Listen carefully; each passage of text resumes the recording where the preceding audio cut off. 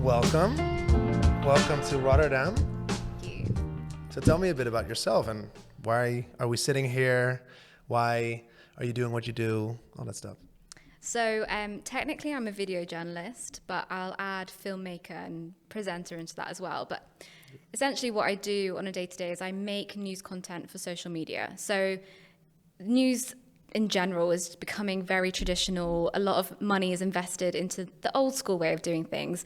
But I really believe that in order for more people to be interested in what's going on, like politics, economy, everything that's just happening in the world, everyone's on social media already. So news should be on social media. So that's what I do. I love creating videos. I love making TikToks, making Instagram reels on news topics, but just doing it in a way that's new and fresh and that makes it feel like it's not actually news, which I find people tend to gravitate more towards than the traditional sense of what a news story is. And why TikTok mostly? Like, why is that your preferred platform nowadays? Well, first of all, the amount of users that are on TikTok, like it's incredible how that platform has really just taken off in recent years. And especially for younger audiences, getting younger people engaged in what's happening in the world is so important. And a lot of people want to understand different situations in other countries, different conflicts, different political issues that are happening, but they're just finding that when they turn on TV, it's not speaking to them. Whereas TikTok, they're already there. They're there for entertainment. So why can't videos and news storytelling be just as entertaining? And getting younger people watching the news is important. They're the next generation. So that's where news organizations should be going. That's where journalists should be putting out their content. And they have to deal with the climate exactly consequences that are currently happening. So they're going to be the ones living through it once we're long gone. Okay. Yeah, unfortunately. Fair enough. Yeah. But so you're doing this for Vice News. You're also doing stuff on the side. You made an amazing series that was a finalist at the Climate Journalism Awards. Yeah. So tell me a bit about your career, your work so far. Where did you start? What did you do? And how did you get to where you're now? So yeah, I started out as a broadcast journalist, which is, I guess, where I have this experience of the traditional sense of TV and radio. And I just really felt like I wasn't consuming news on those platforms. I was consuming it digitally. I wanted to see it through social media posts. That's what my friends were sharing. That's what I was sharing. So I transitioned into more digital style of news storytelling, and I just loved it. I love being able to create videos and do things in a new and innovative way. And especially when it comes to the climate, I find that, it's such a hard topic to talk about, to get people engaged in. So by making it more visual, making it more fast-paced, breaking things down so it's simpler, it's more accessible, it just works perfectly with video formats. And something that I always try to bring into my journalism is making sure that the story is representative of the people it's talking about. So like the climate crisis, it's been criticized for being, it's not representing people from different backgrounds, from different incomes, from the parts of the world that are actually facing the harshest realities of what's happening with climate change. So my storytelling wants to involve those people. And that series that I produced, each video had a case study from a different part of the world, from South America to Africa to Asia.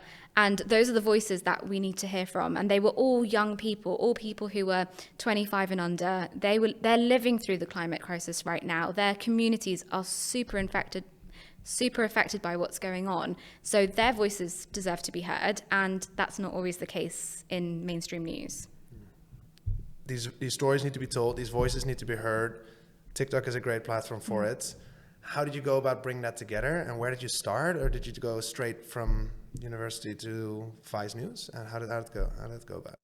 I think in the journalism industry, experience counts for a lot. So even when I was studying, I was doing internships, I was working for student papers, and I just built up my portfolio, I built up my experience, and just practiced so much. I practiced making videos even in my free time, just for fun. I practiced writing articles, writing stories, and I think that's essentially what led me to where I am now. I just kept wanting to improve, kept wanting to try new techniques and try different ways of storytelling.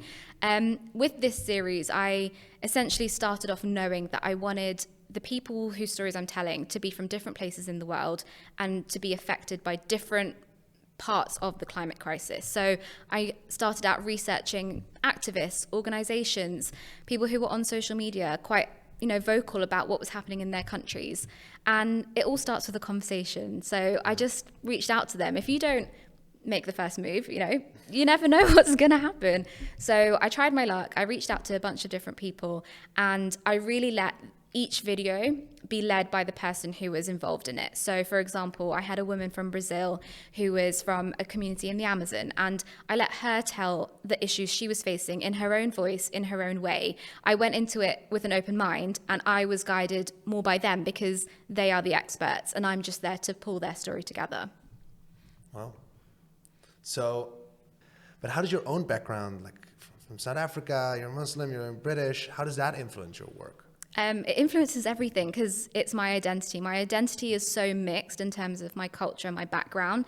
And I think that's why, for me, representation is so important. That's why I know that in my storytelling and the videos that I produce, I want different communities and different backgrounds to be shown on screen, because I never had that when I was growing up. Like, one of the reasons I went into journalism was because I lived in the Middle East when I was younger, and I came back to the UK, and there was a certain rhetoric around Muslims, and Islamophobia was on the rise. And I didn't understand it, because here I was as a Muslim girl coming from the Middle East. Yeah. I didn't understand why there was so much hate in the world, and nobody was really being the Muslim voice to show, we're humans, we're normal. Not all the stuff that you see on the media is representative of different Muslim communities, different Muslim people, of hijab wearing women.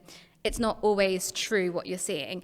So I really wanted to change that narrative, and that's essentially what made me want to get into this, and that makes me want to represent other people's voices and do their stories justice. And I know I want my videos to be a wide range of women from different backgrounds, people from different religions, all that type of representation. It really matters. So you probably made a lot of videos so far already. I mean, daily, weekly, how do you go about it? And like, what's been one of those videos that really stood out for you, like in the process next to the series, because I want to get back to that in a second.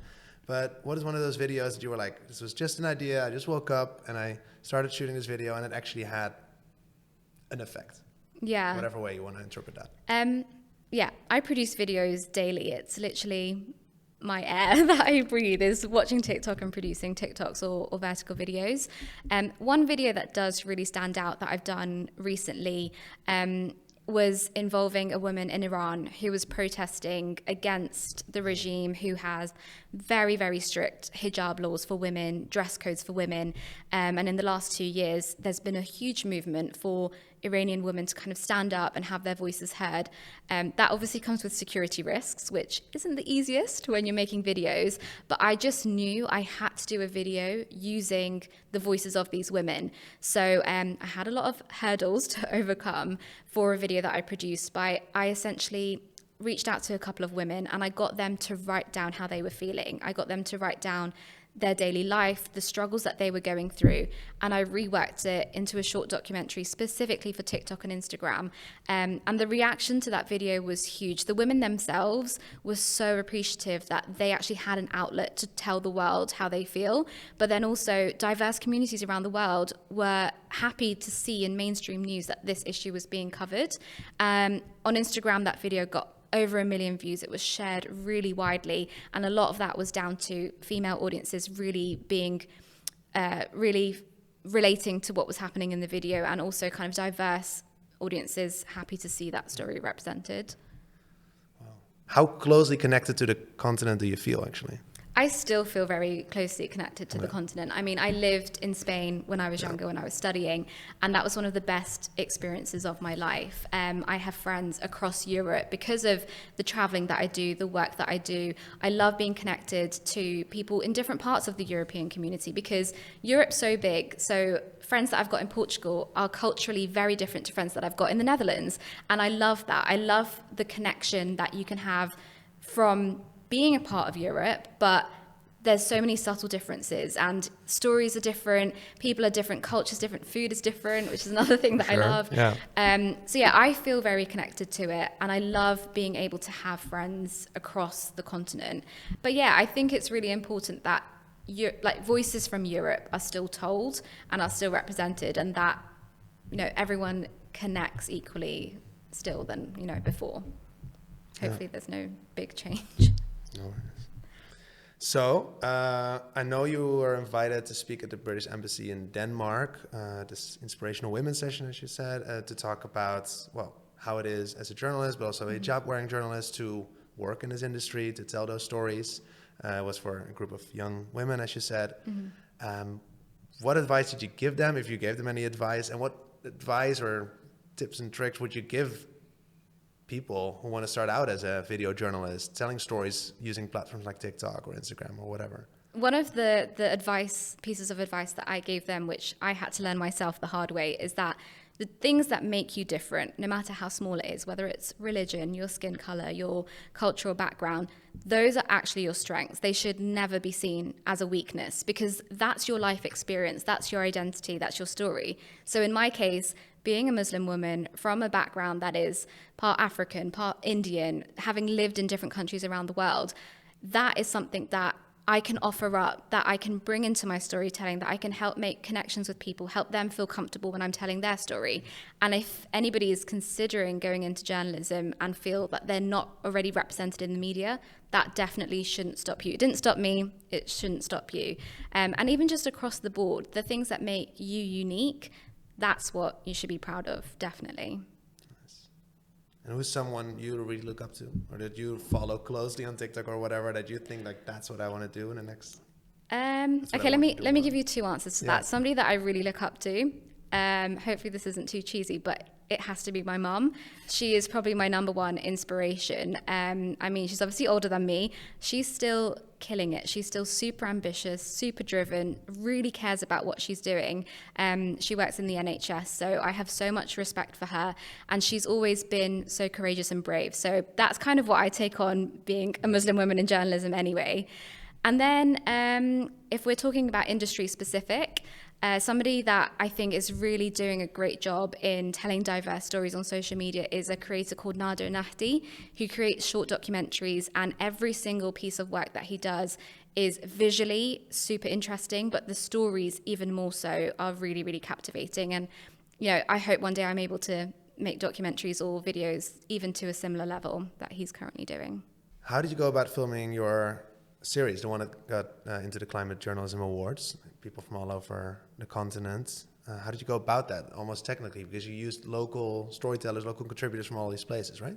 Yeah, I really wanted the contributors to have as much power as they could in telling their story. So I worked really closely with them, but it was in a complete remote fashion, again, to try to be the most sustainable that we could be.